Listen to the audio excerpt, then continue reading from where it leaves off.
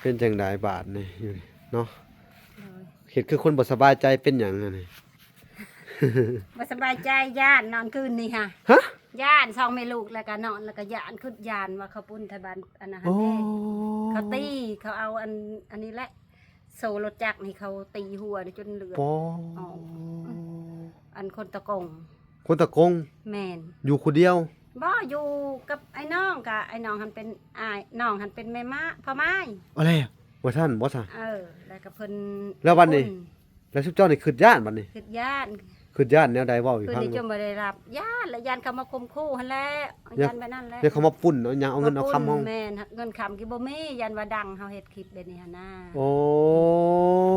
พี่น้องเอ้ยเข้าใจเลยเนาะเพิ่นกังวลใจเรื่องโจรปุ้นเนาะโจรปุ้นนั่นคนที่เขาสาว่ามีเงินมีคำเนาะ โดย อันนี้คือกะซุปเจ้ากะ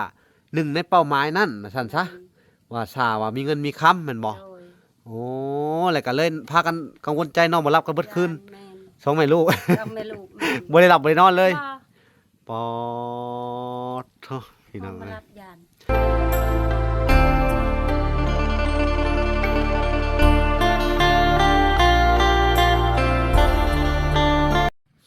เอาโอเคพี่น้องเอ้ยกราบสบายดีพ่อแม่พี่น้องเนาะเบิดสู่คู่สู่คนพี่น้องเอ้ยเนาะก็ยินดีเข้าสู่ช่อง YouTube บ่าวหลาสายบุญคุณธรรมคือเก่าพี่น้องเอ้ยเนาะเส้นข่าวเส้นเคยพี่น้องเอ้ยทักทายสบายดี FC ทางฝั่งไทยและ FC ทางฝั่งลาวพี่น้องเอ้ยและ FC ทางต่างประเทศนํเด้อพี่น้องเอ้ยที่รับชมบ่าวหลาอยู่เนาะมื้อนี้ก็มาอัปเดตเนาะอันทางบ้านอันแม่คำตาลน้องแน่นนาคือเก่าพี่น้องโอ้ยคือเห็นเงียบเหงาพี่น้องเอ้ยสงสัยไปเกี่ยวข้าวเกี่ยวน้ำแล้วเนาะคือยังบ่เห็น เกี่ยวข้าว ฮะ มาแตะเกี่ยว โอ้ ข้าว อยู่เนาะซะ แม่น คือ มาแต่เกี่ยวข้าวบ่ โดย เอาสบายดีเด้อ ดี โอ้มาแต่เกี่ยวข้าวใส่เขา แม่น โอ้ดีน้องแน่นนาเด้คนข้าวบ่ ยังคนเขาฮู้ โอ้ ได้คนเขาสักคน คนข้าวใส่ป้ากับลุงเพิ่นอยู่หั่นน่ะ แม่น คนข้าวถอยหน้าบ้านเนาะ แม่น เป็นจังไดอยู่ดีมีแห้งอยู่บ่ ดีมีแห้ง ฮึเป็นจังไดบาดนี่อยู่นี่เนาะ โดย เฮ็ดคือคนบ่สบายใจเป็นหยังอะนี่ บ่สบายใจย่านนอนคืนนี่ค่ะ ฮะ ย่าน2แม่ลูกแล้วก็นอนแล้วก็ย่านขึ้นย่านว่าเขาปุ้นไทบ้านอันนั้น โอ้ แท้เขาตีเขาเอาอันนี้แหละโซรถจักรนี่เขาตีหัวจนเลือด ปอ ออก อันคนตะกง คนตะกง แม่น อยู่คนเดียว บ่อยู่กับไอ้น้องกะไอ้น้องหันเป็นอ้ายน้องหันเป็นแม่ม้าพ่อไม้ อะไรอะว่าท่านบ่ซะ แล้วก็เพิ่น แล้ววันนี้ แล้วชุบเจ้านี่ขึ้นย่านบัดนี้ คือย่าน ขึ้นย่านแนวใดเว้าอยู่ คือ ฟัง นี่จนบ่ได้รับย่านและย่านเขามาข่มขู่หั่นแหละ เนี่ย ย่านไปนั่นแหละ เดี๋ยวเขามาปุ้นเอาหยังเอาเงินเอาคำเฮา แม่นเงินคำกี่บ่มียันว่าดังเฮาเฮ็ดคลิปเดี๋ยวนี้หั่นน่ะ โอ้พี่น้องเอ้ยเข้าใจเลยเนาะก็คือเรื่องราวของอันแม่คำตานี่กับน้องแน่นนาพี่น้องเอ้ยเนาะเพิ่นกังวลใจเรื่องโจรปุ้นเนาะโจรปุ้นนั่นคนที่เขาสาว่ามีเงินมีคำเนาะ โดย อันนี้คือกะซุปเจ้ากะหนึ่งในเป้าหมายนั่นซั่นซะว่าสาว่ามีเงินมีคำแม่นบ่ โดย โอ้แล้วก็เลยพากันกังวลใจนอนบ่หลับกันเบิดคืน แม่น สองแม่ลูก เอาแม่ลูก บ่ได้หลับบ่ได้นอนเลย บ่ ปอดเถอะพี่น้อง มา เอ้ย รับยาน ที่จริงกะสิอธิบายให้ฟังพี่น้องเอ้ยเนาะ แม่น เรื่องของการช่วยเหลือเนาะ แม่น ครอบครัวแม่คำตากับน้องแน่นนานี่พี่น้องเอ้ยเนาะคืองบประมาณน่ะมีแต่ว่าซื้อที่เนาะ แม่น เฮ็ดซื้อไม้แล้วก็เฮ็ดเฮือนจ้างสร้างเนาะก็มีแต่งบประมาณเท่านั้นนะร้อยอัน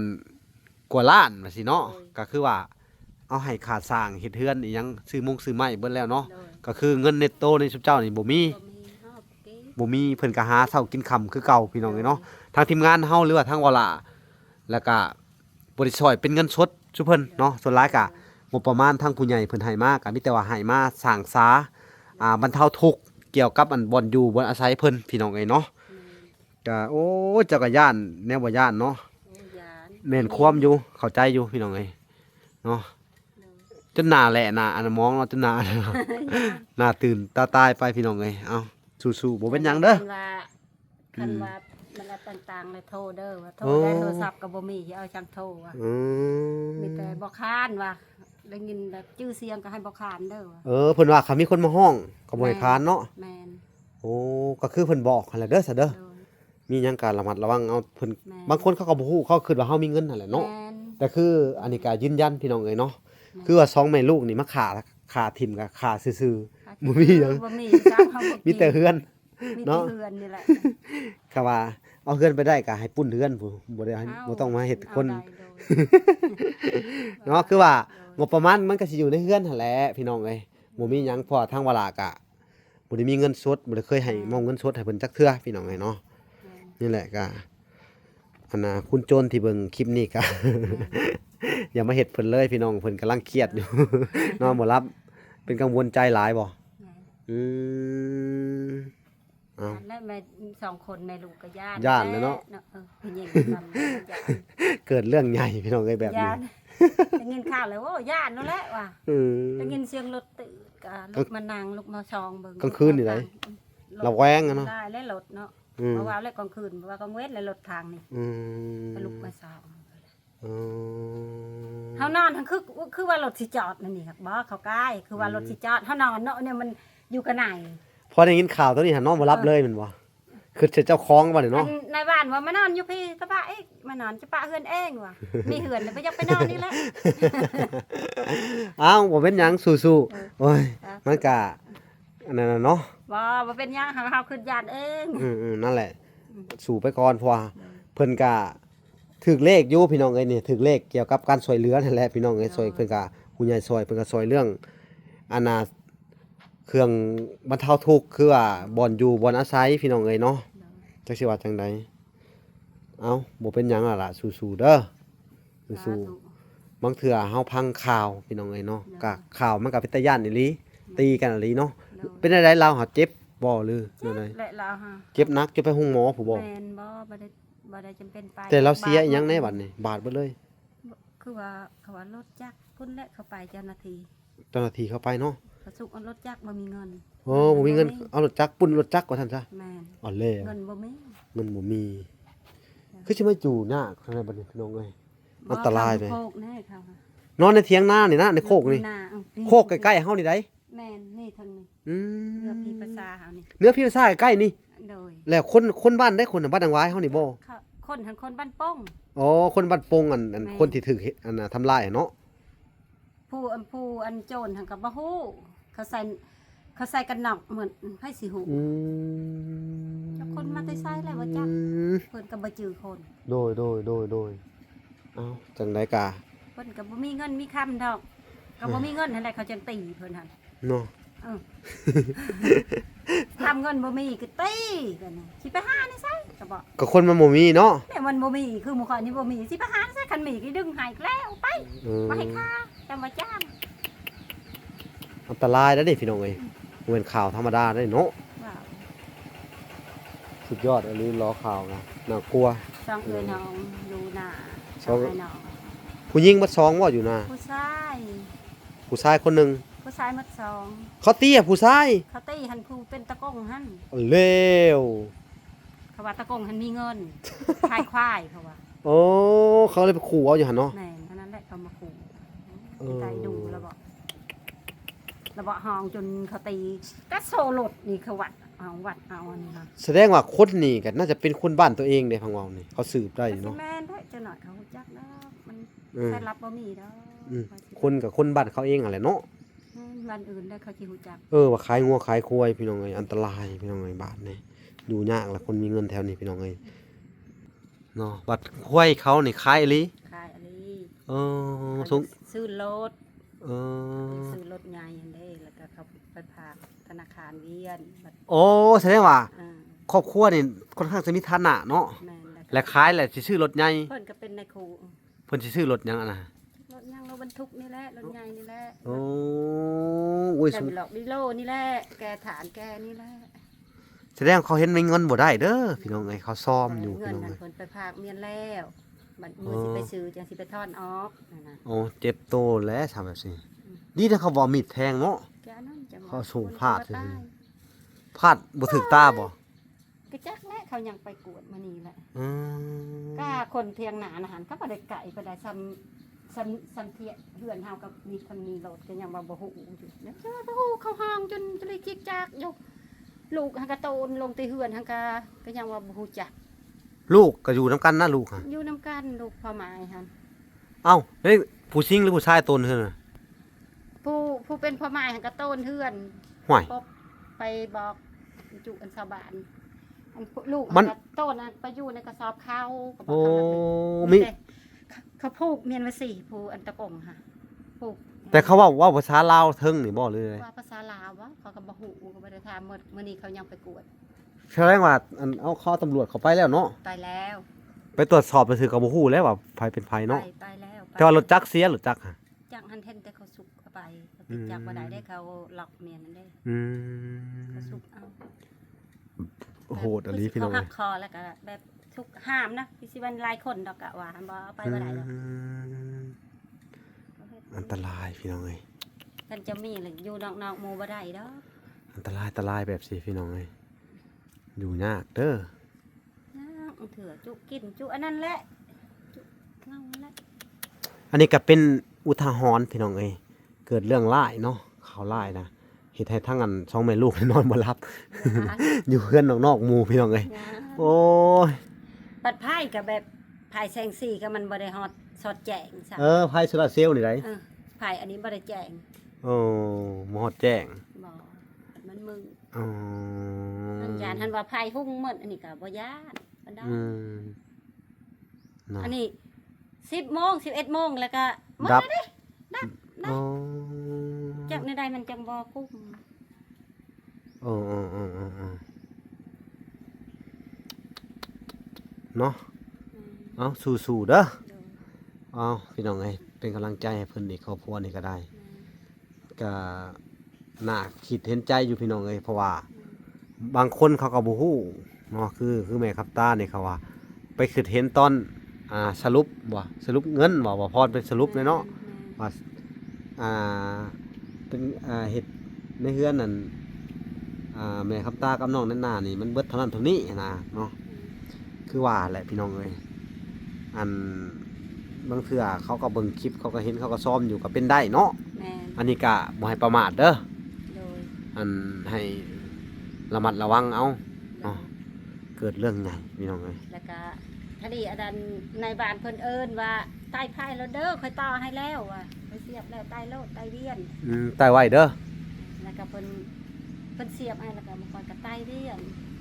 แล้วเราว่ามีบ่ดอกไผ่ให้ไปใต้นะหั่น อืม แล้วก็ถามว่าบ่มีว่ะ แล้วก็ต่อน้ำเพิ่นไปก่อนเด้อ เออ ต่อไปสวกข้าวก่อน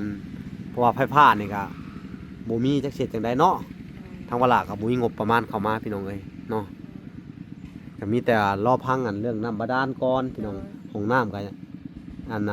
งบเวลามีอยู่ห้องน้ำกันยังบ่พอพี่น้องเอ้ยงบสมทบช่วยบ่น้อยก็มีอยู่2ล้านกว่า2ล้าน4พี่น้องเอ้ยเนาะเงินเหลือจากอันทาง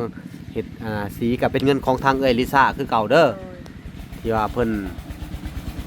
ฝากไว้น้ำวาลานี่แหละพี่น้องเอ้ยเกี่ยวกับอันเงินสมทบของน้ำนี่แหละพี่น้องเอ้ยแต่มันก็มีสำนีพี่น้องที่จริงมันถืออยู่11-12 ล้านสร้างเพิ่นว่า โดย เห็นห้องน้ำกันน้ำแล้วก็แต่ว่าเรื่องของทางอันน้ำบาดาลพี่น้องเอ้ย โดย